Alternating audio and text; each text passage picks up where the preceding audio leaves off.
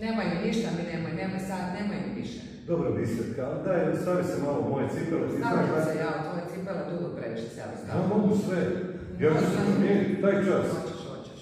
Nema uopće. Sutra trčim, evo, nema problema. I šta to? A skinut ću 20 kila, evo ja ću sada doći. I to sam se naslušala isto. I nema ga. Šta ja imam od tvog skidanja kila? Šta ja imam od tvog skidanja kila? Dobro, evo, znam da stalno nešto radiš, ne moraš, evo, danas idemo na izgled, evo. Šta je? Ostavi se i ručka i svega ostavi to. Šta je? Idemo gdje si najviše htjela, gdje nisi bila na Plitvicama, tako?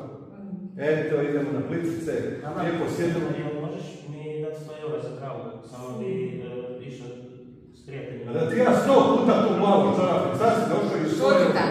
Uzmi, ima mama tamo u ljubičaste to. Evo, buci onu košulju tamo što sam. Dobro. Čim ćemo sad na Plitvice, njemu da je stavio. Uzmi 10 € i gubi se.